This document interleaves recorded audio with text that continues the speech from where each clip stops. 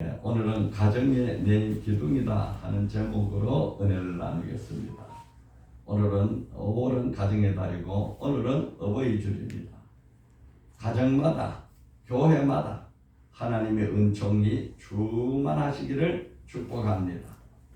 하나님이 천지를 창조하실 때에 친히 가정을 만드셨습니다.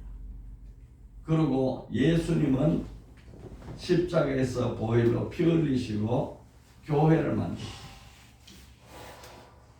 가정은 혈통으로 만들어진 것이요, 교회는 예수 그리스도의 피로 세워진 것입니다.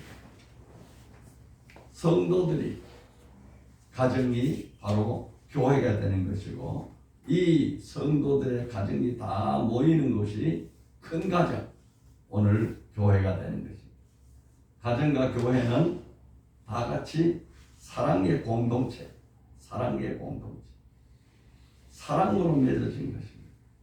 하나님은 복 주시기를 기뻐하신 하나님이라 에덴 동산에서 아담의 가정을 만드시고 생육하고 번성하고 충만하고 정복하라, 만물을 다스리라, 좋은 축복 다 해주시고 다스리는 건설도 주셨습니다. 이와 같이 오늘 우리 가정과 우리 교회는 하나님으로부터 복받는 그릇입니다. 우리 가정에 하나님 복을 주시죠. 우리 교회를 통해서 하나님 복을 주십니다. 여러분, 우리 가정이 하나님이 복받는 가정 되기 위해서 날마다 기도하고 구하고 준비하는 복된 가정의 그릇이 되길 바랍니다.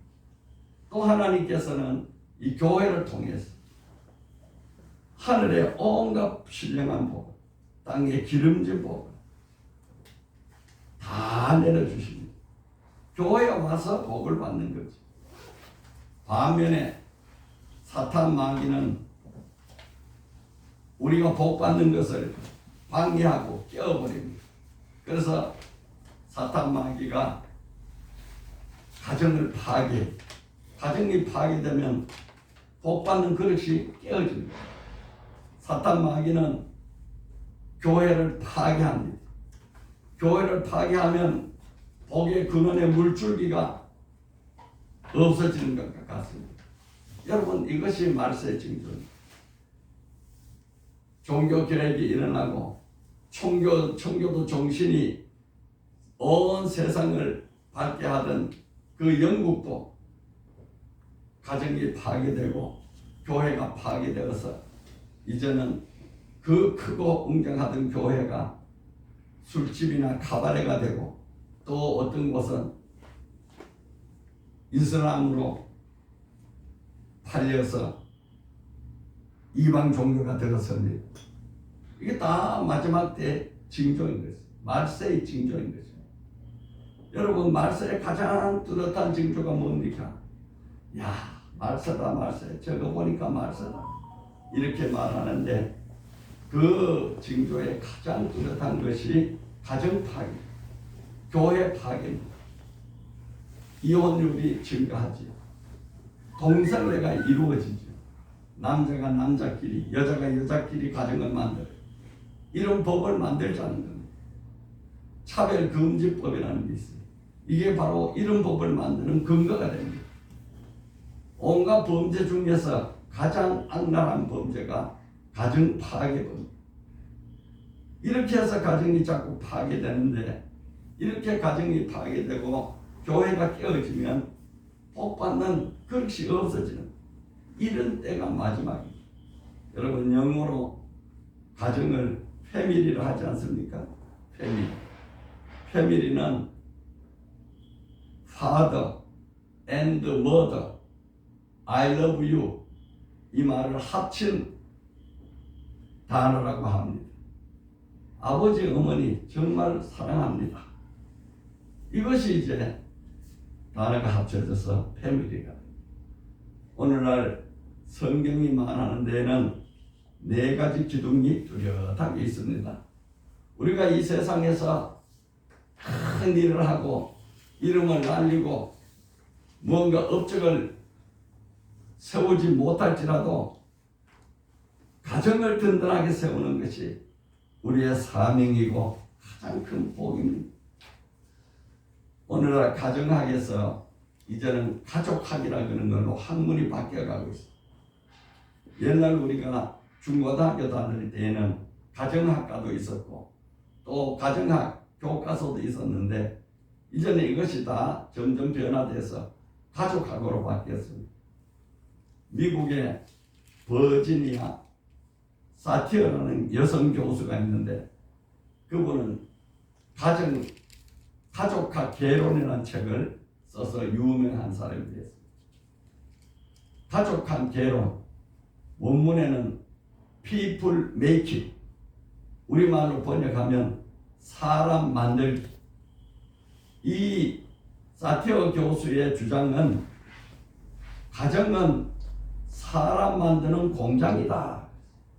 그럼 가정에서 인품이 세워지고 전통이 세워지고 문화가 만들어지고 가풍이 세워지는 것. 가정에서 사람의 인격이 형성되는 것. 이 가정은 사람 만드는 공장이라 했습니다. 우리가 잘 아는 유명한 작곡가 이흥렬이라는 작곡가가 있습니다. 이분은 일제 강점 시대에 천재적인 음악의 재능을 가지고 태어나기 때문에 이 음악 공부를 하기 위해서 저 일본으로 유학을 갔습니다. 일본 유학을 가서 작곡 공부를 하는데 작곡을 하려니까 피아노가 필요한 거예요. 피아노가 없어서 더 이상 작곡을 할 수가 없게 됐습니다. 그래서 갈등이 생겼어요. 내가 어떻게 이 공부를 계속해야 하는가? 아니면은 공부를 포기하고 기구해야 되는가? 이런 갈림길에서 이 청년 학생은 고국에 있는 어머니에게 편지 한 통을 보냈습니다. 어머니, 내가 작곡학을 배우는데 피아노가 없어서 더 이상 배울 수 없고 학문에 진전이 없으니 귀국해서 어머님을 봉양하고 살아야겠습니다. 이렇게 편지를 보냈는데 그 편지를 읽은 어머니는 바로 그날부터 온 동네 산이란 산을 끊임없이 다니면서 솔방울을 주워 먹는 솔방울이 화력이 좋은 불쏘시개가 되는 거예요. 그 솔방울을 얼마나 많이 모았는지 그 솔방울을 판 돈이 400원이었어요. 그때 1930년대에 쌀 한 가마니가 13원 할 때니까 400원이면은 엄청 큰 돈. 그 어머니 위에 사랑이 큰지 온 산을 멀고 가까운 산을 다니고 또 다니면서 그 솔방울을 팔아가지고 일본에 있는 아들에게 돈을 붙여주고 그 이영렬 씨가 그렇게 해서 이제 피아노를 샀어요. 너무 어머니께 감사를 해서 공부를 하고 제일 처음으로 작곡한 것이 양주동 시인이 쓴 어머니 마음. 이 어머니 마음을 자기의 사랑하는 어머니의 사랑을 노래로 만들었어요. 우리 한번 같이 불러볼까요? 여기 있으니까 보이죠? 나 실제대로 다 잊으시고 길을 제발 나주로 애쓰는 마음 진자리 마른 자리 가라니시며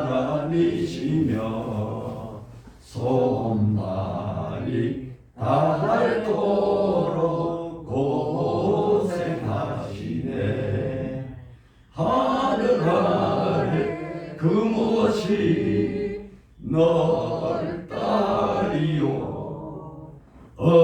어머님의 희생은 감이 없어라. 이 어머님의 사랑, 이 세상에 그 어머님의 사랑은 그야말로 우리의 삶에서 표현할 수도 있고 나타낼 수도 없고 쓸 수가 없는 큰 사랑. 제가 어릴 때 우리 어머니가 나 혼자 보고 큰 대가족을 이루는 큰할아버지, 작은할아버지, 아버지는 안 계시고 시어머니 또 시누이 이렇게 많은 가족이 살고 있었는데 겨울이 되면은 강가에 가가지고 이불이라든지 옷을 빨래를 하는데 그때는 몰랐어요. 얼음을 깨가지고 그 얼음을 구멍을 내서 얼음 위에다가 그 옷을 빨고 또 이불 호청도 빨고 이렇게 해서 그걸 가져와서 또 삶고 그렇게 해서 다리미질을 해가지고 또 손으로 떠서 옷을 만들어서 가족들이 입었습니다. 제가 어느 날 커서 그 얼음이 얼어있는 강가를 건너는데 다리가 끊어지는 것 같아요. 야, 정말 아프다. 마비가 돼, 마비. 그때 그 어머니가 하는 소리가 찬물에다가 얼음을 깨고 빨래를 하면은 손이 발이 완전히 마비가 된다. 그렇게 해서 오늘 우리 가정은 살아났던 것입니다. 세계 제2차 대전을 승리로 이끈 윈스턴 처칠이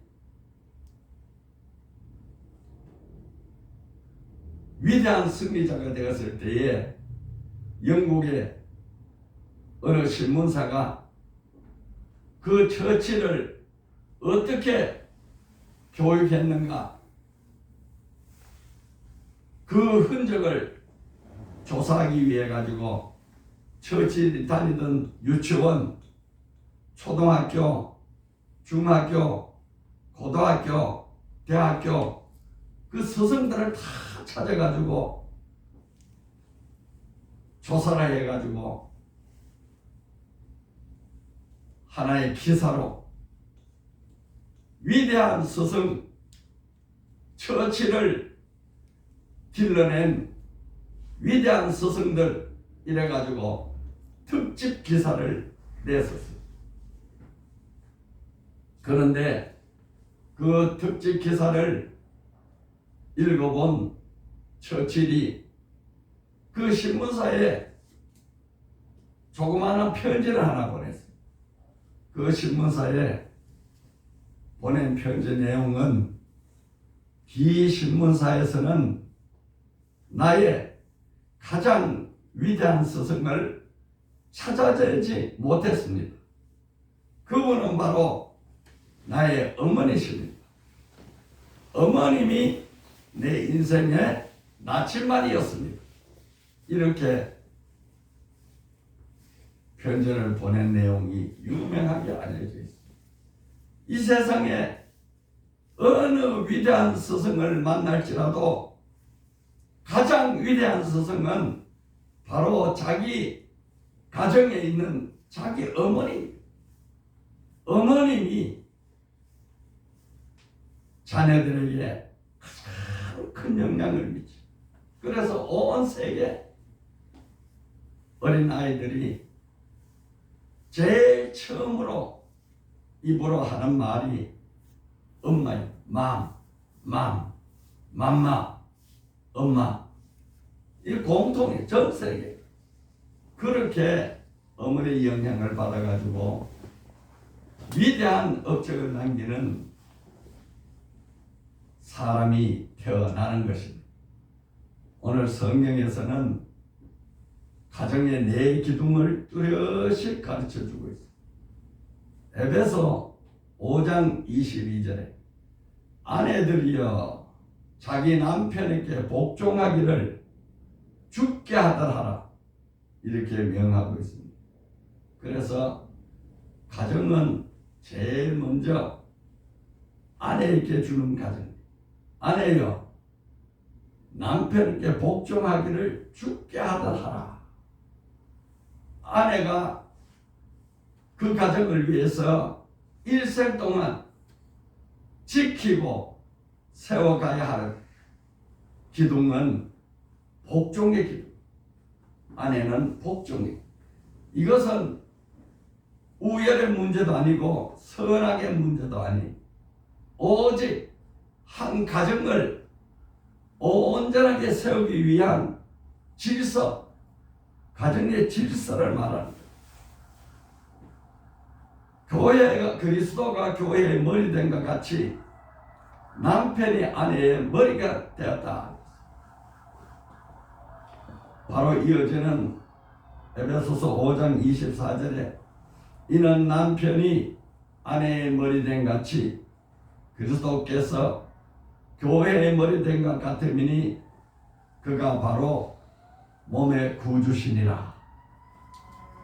질서. 우리 몸이 귀하지 않는 데가 어디 있습니까? 눈, 코, 입, 귀, 발, 다리 다 귀하지요. 그러나 질서가 있어요. 질서. 모든 질서의 컨트롤은 머리가 하는 거예요. 머리가 보게 하고 가게 하고 말하게 하고 손발을 움직이게 하는 것이 다 머리에 있어요. 그러니까 교회의 머리는 그리스도 예수고 가정의 머리는 가장 남편. 그래서 가정의 대표자로 남편을 인정하고 복종하는 교회가 그리스도에게 복종하듯이 아내도 남편에게 복종하라. 이것이 첫 번째 기둥. 그러니까 기둥을 말할 때에 에베소서에는 제일 먼저 아내에게 복종의 기둥을 세워라 이렇게 말씀하고 있습니다. 두 번째 가정의 기둥은 에베소서 5장 25절에 남편들아 아내 사랑하기를 그리스도께서 교회를 사랑하시고 그 교회를 위하여 자신을 주신 것 같이 하라. 남편들이 세워야 할 기둥이 있습니다. 남편들이 세워야 할 기둥은 사랑의 기둥. 남편들아 아내를 사랑하라. 그리스도께서 교회를 사랑하는 것 같이 사랑하라. 이 사랑은 우리가 젊을 때 스스로 일어나는 감정적인 에로스 사랑이 아니, 이 사랑은 결단하는 사랑입니다.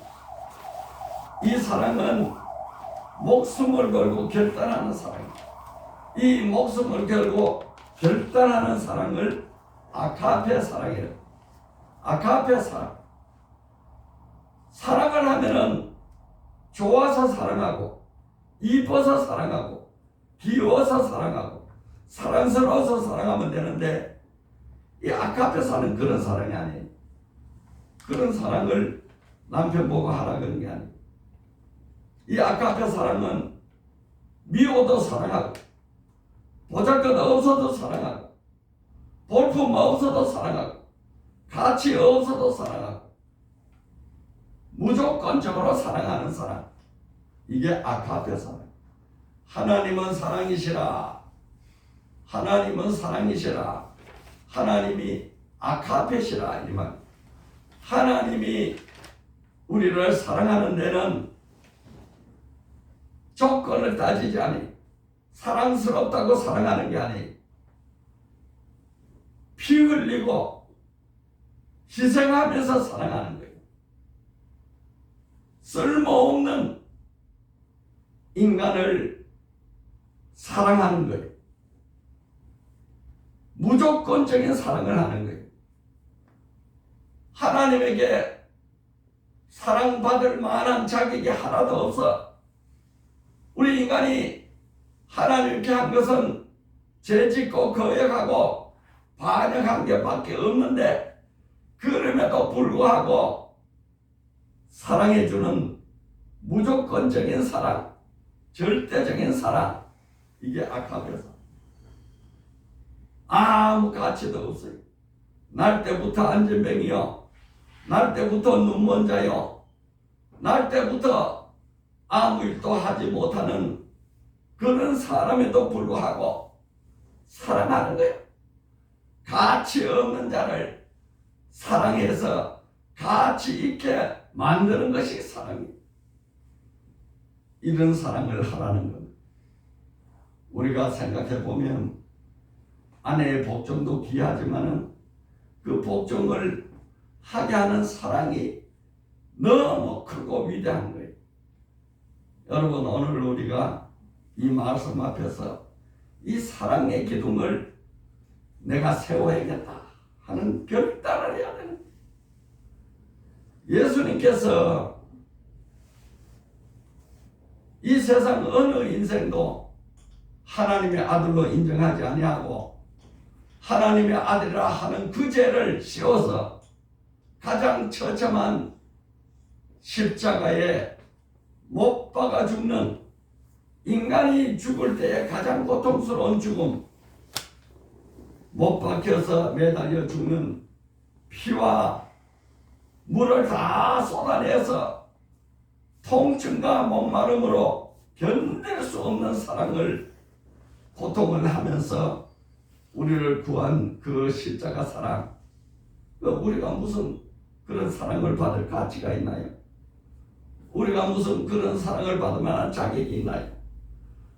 아무 가치도 없고 아무 자격도 없고 그저 거역하고 불평하고 그저 원망하고 그저 하나님이 어딨냐 하고 하나님 믿으려면 내 주먹을 믿으라 하고 이렇게 교만한 인생들을 하나님 아버지, 저들의 죄를 용서해 주세요. 저들이 알지 못해서 저렇게 하는 거니 용서해 주시고, 저들의 죄는 내가 십자가 고통으로 내가 담당할 터인데 저들은 살려주세요. 이게 아카페 사랑. 아카페 사랑은 하나의 의무이기도 하고 결단이기도 합니다.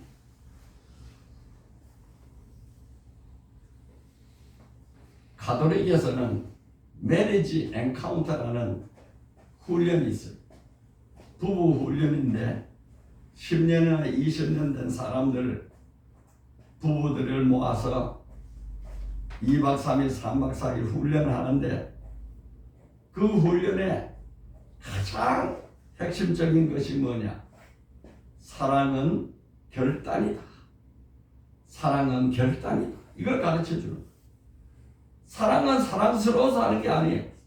미워서도 사랑하고 가치 없어도 사랑하고 보잘것 없어도 사랑하고 쓸모 없어도 사랑하고 무조건적으로 결단해서 사랑하는 그 사랑, 그것이 남편이 가정을 세워갈 때에 하는 그 사랑. 여러분, 오늘날 가정을 보세요. 아내가 복종이 있습니까? 남편의 사랑이 있습니까? 결혼하면 30%가 파산돼서 이혼하는 거예요. 이혼을 하는 거예요. 사랑이 없고 복종이 없습니다. 여러분, 이것이 바로 마지막 때의 징조입니다. 가장 큰 징조가 있어요. 오늘 우리는 이 가정의 달을 맞아서 나는 세상에 무슨 역사적인 큰 인물이 되지 못할지라도 내게 주신 이 가정을 지키기 위해서 남편은 사랑하고 아내는 복종하는 두 기둥이 세워질 때에 바로 거기에 하나님이 복을 내리시, 가정이 복받는 그릇이 되는 거예요. 이래서 남편과 아내는 신앙으로나 인격으로나 돕는 배필이 되어서 하나가 되는 겁니다. 셋째 기둥은 자녀들이 해야 할 기둥인데, 오늘 본문 에베소서 6장 2절 3절에는 내 아버지와 어머니를 공경하라. 이는 약속 있는 책계명이니 이로써 내가 잘되고 땅에서 장수하리라. 약속 있는 책계명. 10계명이 있는데 4계명은 하나님에 관한 계명이고 5계명부터가 인간관계 계명인데 그 5계명이 바로 내 부모를 공경하라. 거기다 약속을 붙여놨어. 약속 들어오세요. 약속을 붙여놨어. 내가 잘되고 땅에서 장수하리라. 잘되는 복과 장수의 복을 약속을 붙여놨다. 만민교회가 이름이 왔는데 이것이 바로 자녀에게 세워야 할 기둥을 주신 것입니다. 자녀는 부모를 공경해야 합니다. 왜? 부모는 하나님의 대리인이에요. 대리. 부모가 자녀를 위해서 머리에 손을 얹고 기도하면 그 기도대로 복이 내려오고 축복합니다. 자녀에게는 부모가 하나님의 권위로 기도하고 축복하는 권위를 가지고 있습니다. 부모가 잘나서 그런 게 아니에요. 부모가 많이 알아서 그런 게 아니에요. 부모는 하나님의 대리인이에요. 대리. 그래서 부모는 자녀를 기를 때에 하나님의 대리인으로 자녀를 기르는. 자녀를 기르는. 그래서 서양 속담에는 하나님이 모든 가정에 다 계실 수 없기 때문에 어머니를 사랑의 어머니로 해서 하나님을 대리자로 보냈다 하는 속담이 있을 정도로 부모는 하나님의 대리자, 사랑의 대리자요, 축복의 대리자요, 하나님의 권위의 대리자이기 때문에 자녀는 부모를 공경해야 돼. 부모는 나이가 많이 들어서 쇠약해질 수도 있지. 그러나 공경하는 것은 진심으로 받들고 섬길 뿐 아니라 힘이 없는 부모를 봉양하는 것도 공경. 그것까지 다 포함됩니다. 우리 교회에는 이현희 전도사님 계시는데 이분은 믿음도 좋고 참 모범적인 신앙이 있는데 가장 큰 모범이 뭐냐? 그 시모, 남편이 계시지 않는 홀로 계시는 시모를 얼마나 지극정성으로 사랑하고 봉양하는지 그거는 정말 어떤 사람 따라가기가 힘들어요. 야, 하나님이 그래서 이 가정을 사랑하시는구나. 이런 마음이 들 정도예요. 그렇게 힘없고 나약한 시몬인데 지금 아마 87, 8세 돼서 치매기도 있고 몸도 연약한데도 불구하고 얼마나 지극정성으로 시모를 친 어머니보다 더 사랑하고 더 공경해. 그런 하나님이 기뻐하니까 사람들이 봐도 대단하다 하고 존경십니다. 또 오늘 나오지 못했는 이태순 집사님도 그 아버지 사랑이 너무 큰 거예요. 아버지를 사랑하기 위해서 아버지와 함께 사는.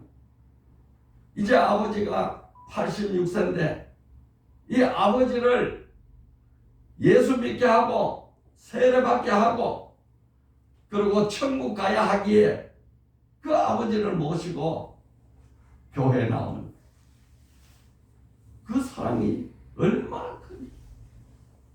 세상 사람 같으면 아버지 먹을 거나 대주고 이것저것 입고 먹고 이런 걸 살피면 되는 것으로 생각하겠지만은 영원을 생각. 영원을.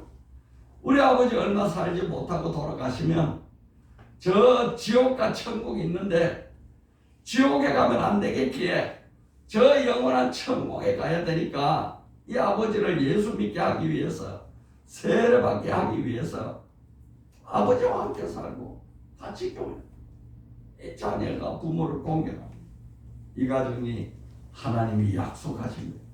내가 잘 되고 땅에서 장수하리라. 예수님의 12제자 중에서 요한이 105세까지 장수를 했습니다. 고생은 말할 수 없이 많이 했지만 그 내려오는 이야기에 의하면 요한을 기름 가마니에 끓는 기름 속에다가 요한을 넣었는데 죽지 않았다는 거예요. 그래서 끓는 가마 속에 사람을 넣었는데 안 죽으니 이거는 죽을 방법이 없다. 그래서 로마 황제가 밤모섬에 기양을 보냈는데 그 기양을 마치고 로마 왕이 죽고 죄가 풀려서 나왔는데 그 마지막까지 에베소에서 예수님의 어머니를 복양했어. 예수님의 어머니를 복양했어. 다 일찍 돌아가시고 다 순교하고 다 젊은 날에 예수 복음 위해서 각 곳에서 순교했는데 이 사도 요한은 에베소에서 천수를 다할 때까지 장수를 한 거예요. 왜? 예수님 어머니를 봉양. 그 예수님 십자가상에서 요한아, 이 어머니가 바로 내 어머니다. 이렇게 봉양의 의무를 지어줬기 때문에 장수합니다. 네 번째 기둥이, 가정의 네 번째 기둥이 부모의 양육입니다. 양육. 에베소서 6장 4절에 아비들아 내 자녀를 노엽게 하지 말고 오직 주의 교훈과 훈계로 양육하라. 이 말씀은 로마 시대 풍습을 알아요. 로마 시대 풍습은 부모가 얼마나 권위적으로 자녀를 대했는지 너무 엄격하고 너무 가혹한 학대를 하고 너무 자녀를 편애하고 이렇게 해서 자녀의 노염을 샀던 그 부모들이 많아요. 그래서 먼저 자녀를 노엽게 하지 마라. 자녀를 한 인격자로 대하라. 이 말. 자녀를 노엽게 하는 것은 나는 부모고 너는 내 소유니 내 마음대로 한다. 이 소유권을 주장하는 것이 노엽게 합니다. 자녀는 부모의 소유가 아니 하나님의 아들, 딸이에요. 그러니까 같은 인격, 동등한 인격. 그래서 노엽게 하지 마라. 그러면서 주의 교훈과 훈계로 양육하라. 주의 교훈과 훈계는 하나님의 말씀에 따라서 교훈하고 훈계하라. 그러니까 교훈한다는 것은 징계하는 것과 책벌하는 게 포함되어 있어요. 잘못하면 채찍을 때릴 수도 있어요. 벌을 줄 수도 있어요. 징계할 수도 있어요. 이렇게 교훈하고, 훈계하는 것은 말로 훈련시키는. 그래 하면 안 된다. 그러지 말라.